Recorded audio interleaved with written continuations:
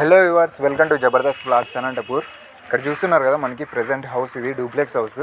ఇది వచ్చేసి మనకి న్యూలీ కన్స్ట్రక్షన్ చేస్తున్నారనమాట. ఇంటర్లాకింగ్ బ్రిక్స్తో చేస్తున్నారు. మీరు ఒకసారి చూడండి, మనకి ఇది బెంగళూరు ఇటు సైడ్ నుంచి తెప్పిస్తున్నారు.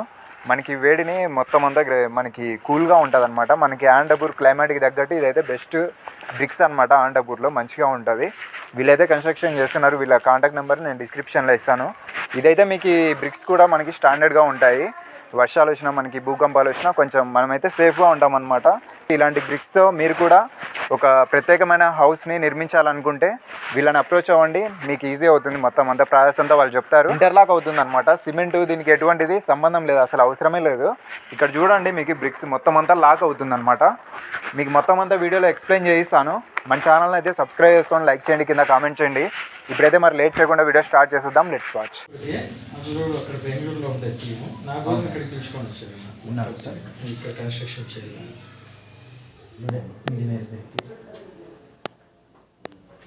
ఓకే సార్, మీ పేరు? మనోజ్. ఈ స్టైల్లో మనకి అనంతపూర్లో అయితే ఎక్కడా లేదు. ప్రెసెంట్ మీరే అనుకుంటా. దీని గురించి కొంచెం ఎక్స్ప్లెయిన్ చేస్తారా సార్? అంటే ఇది బ్రీతబుల్ వాల్స్ అండి. ఇది నార్మల్గా కాంక్రీట్ మీకు మనకి ఏం చేస్తుంటే కార్బన్ ఎమిట్ చేస్తుంది. సో ఇదేమవుతుందంటే బ్రీతబుల్ అంటే మన హీట్ అంతా తీసుకొనేసి కోల్డ్ ఎయిర్ మాత్రమే వస్తుందండి. కూల్ ఆటోమేటిక్గా థర్మోస్టాటిక్ కంట్రోల్ ఉంటుంది మడ్డు కాబట్టి. సో ఇది పాత కాలంలో కట్టే రకమే, కానీ ఏంటంటే ఇప్పుడు దాంట్లో కొంచెం ఫ్యూజన్ చేసుకొని ఇంటర్లాకింగ్లో చేసుకుంటారు. ఎందుకంటే సిమెంట్ కూడా చాలా తక్కువ యూజ్ చేసుకునేదానికి. సో ఇప్పుడు ఇక్కడ చూస్తే మీకు ఇక్కడ లాకింగ్ కనిపిస్తుంది, మెయిల్ ఫీమేల్. ఇది లాక్. ఇది మామూలుగా బ్రిక్ తీసుకుంటే మెయిల్ ఫీమేల్ ఉంటుంది. జస్ట్ దానిపైన మీరు కూర్చోపెట్టడం అంతే, ఇంకేం ఉండదు. సిమెంటు అది ఇది ఏం వాడనవసరం లేదు. ఒక మనకి పెళ్ళి వచ్చేసి ఎంత పడుతుంది సార్? ఇది ఇప్పుడు మనకి బెంగళూరు నుంచి వస్తుంది.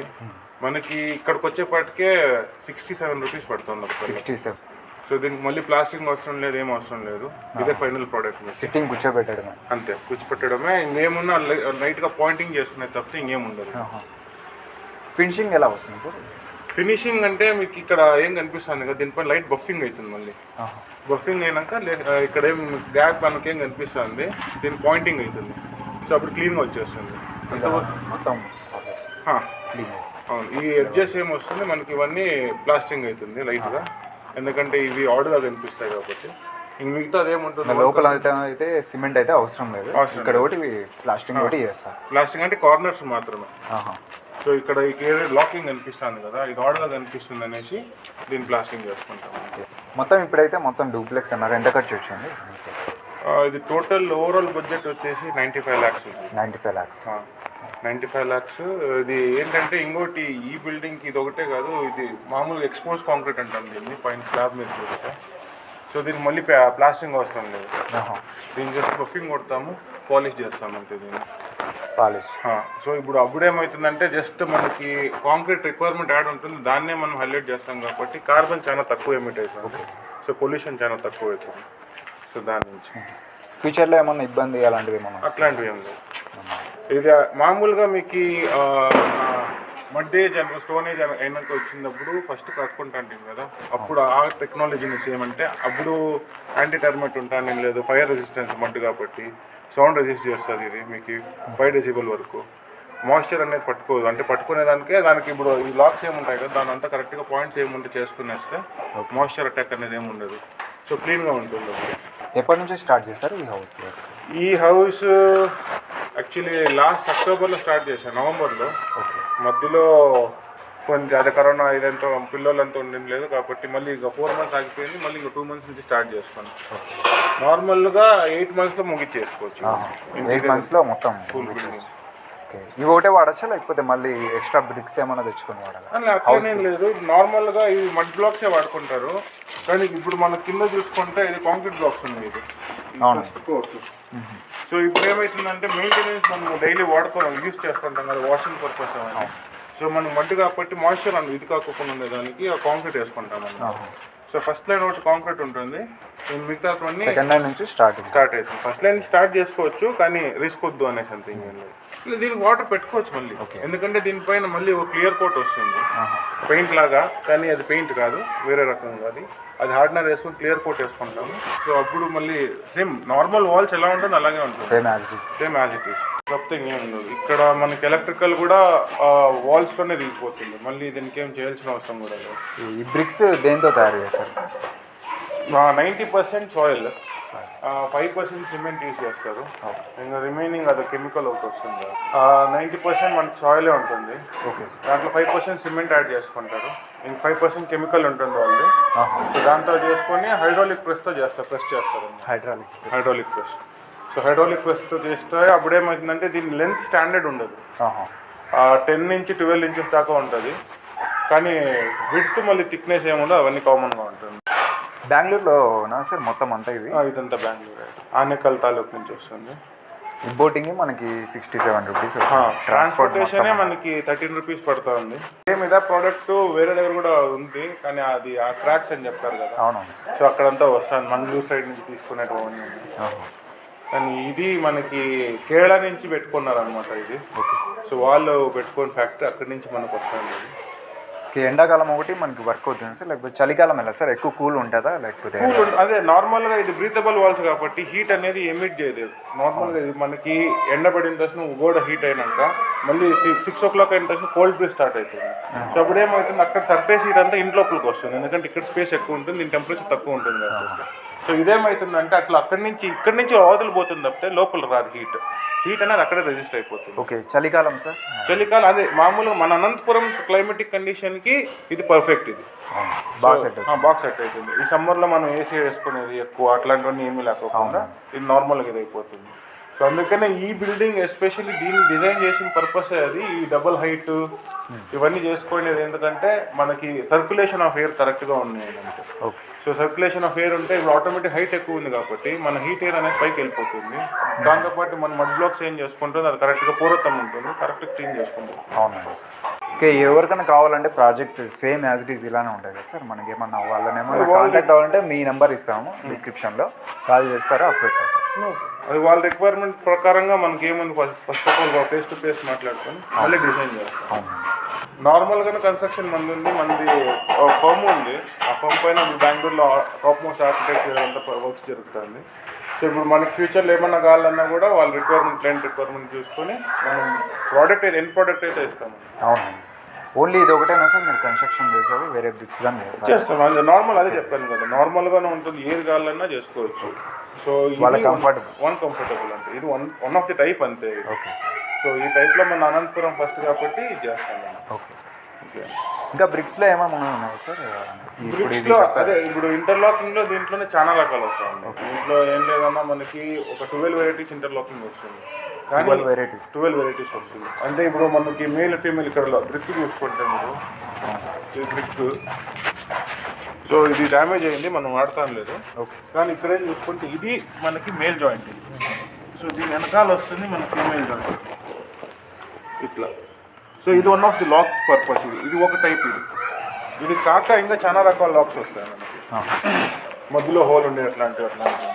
సో అది లింటల్లో అంత పైపులు రన్ అవుతాయి, ఆటోమేటిక్గా లోపలే ఉంటుంది. ఇది మనకి మళ్ళీ గోడ కొట్టుకునేది అట్లాంటివన్నీ ఏమి లేకోకుండా క్లీన్గా ఉంటుంది. లోపల పైప్ వేసుకొని ఇక్కడ మనకి ఏం స్విచ్ బోర్డు కావాలంటే ఆ స్విచ్ బోర్డు రిక్వైర్మెంట్ ప్రకారం చేసుకొని ప్రొవిజన్ చేస్తాం.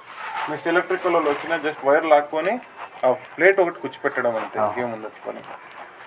ఈజీగా అయిపోతుంది. అదే ఒకసారైనా మళ్ళీ కొట్టేది పీకేది అట్లాంటివన్నీ ఏమీ లేకపోతే ఒకేసారి లేయింగ్ టైంలో ఇవన్నీ చేసుకుని వస్తాం. ఇట్లా కాంక్రీట్ కూడా అట్లా ప్రొవిజన్ చేసుకుంటుంది. స్లాబ్ కాంక్రీట్ అయింది కదా, ఇవన్నీ ఎలక్ట్రికల్ కాండ్యూట్స్. ఇవి నార్మల్గా షట్టరింగ్ కొడతారు, మెటల్ షట్టరింగ్ కొడతారు అన్నమాట.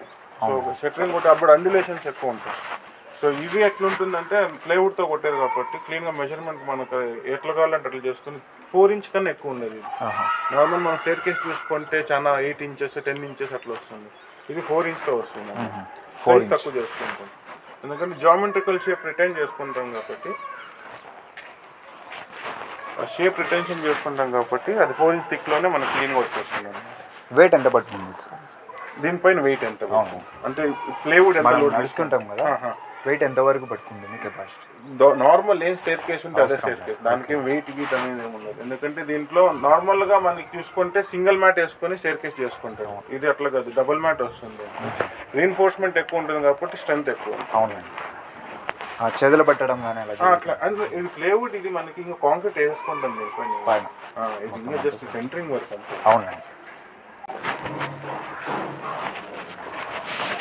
ఇది సంకర్ నార్మల్గా అన్ని బాత్రూమ్ హైట్ ఉంటుంది. అవును సార్. సో ఇది సంకర్ చేసింది ఎందుకంటే పొద్దున్న ఎల్డర్లీ పీపుల్ ఎవరైనా వచ్చినా కూడా లెవెల్ ఒకే లెవెల్ ఉంటే ఎక్కేది దిగేది ఏం లేకపోకుండా ఈజీ యాక్సెస్ ఉంటుంది. ఇప్పుడు ఏమైతే ఈ సంకర్ ఉంటే కింద పోతుంది, దీనిపైన ఇప్పుడు మళ్ళీ పైప్ ఫిట్టింగ్స్ అన్నీ వస్తాయి. దీని లోపల మళ్ళీ ఇక్కడ సిండర్ ఫిల్ చేసుకొని లెవెల్ చేసుకొని మళ్ళీ టైప్ చేసుకుంటాం. సో అప్పుడు హైట్ ఉండదు, మన క్లియర్ స్లాబ్ మనకేముంటుందో అది అట్లే వస్తుంది.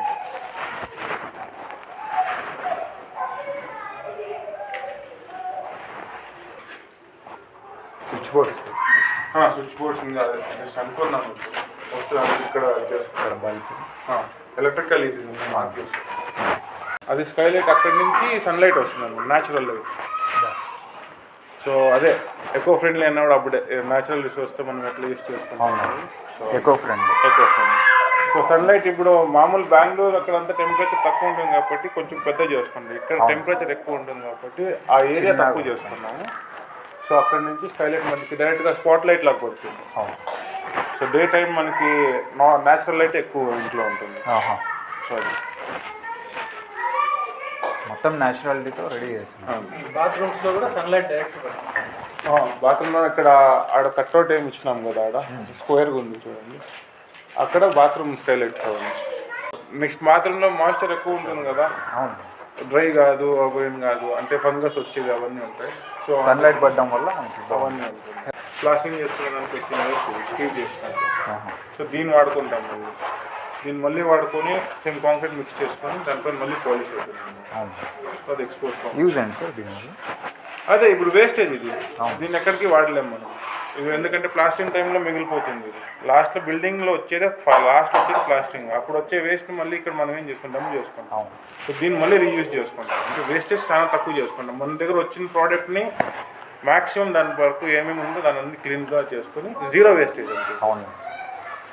సో క్లయింట్స్కి కొంచెం పాకెట్ భారం ఎక్కువ ఉండదు, ఎందుకంటే ఇవన్నీ ఇప్పుడు చూసుకుంటే మనకి ఇవన్నీ ఖర్చు ఎక్కువ వస్తుంది. సో అక్కడి నుంచి మళ్ళీ సేవింగ్స్ అంటే దీంట్లోనే చేసుకోవాల్సి వస్తుంది, తెచ్చిన దానిలోనే సేవింగ్స్.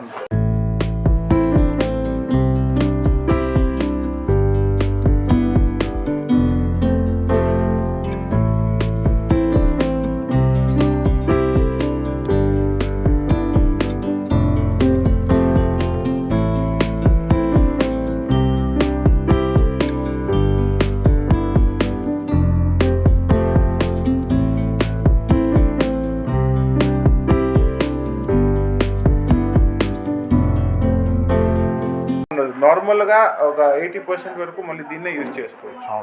ఎందుకంటే ఇది జస్ట్ ఏమైనా చేంజ్ చేసుకోవాలంటే చేంజ్ చేసుకోవచ్చు. ఓకే, అంటే తీసి పెట్టడమే కదా సార్? అంతే అంతే, ఇది జస్ట్ పోతా ఉండేది అంతే, ఇంకేం అసలు ఏం ఉండదు. సింపుల్గా అయితే వర్క్ ఫినిష్ అయిపోతుంది.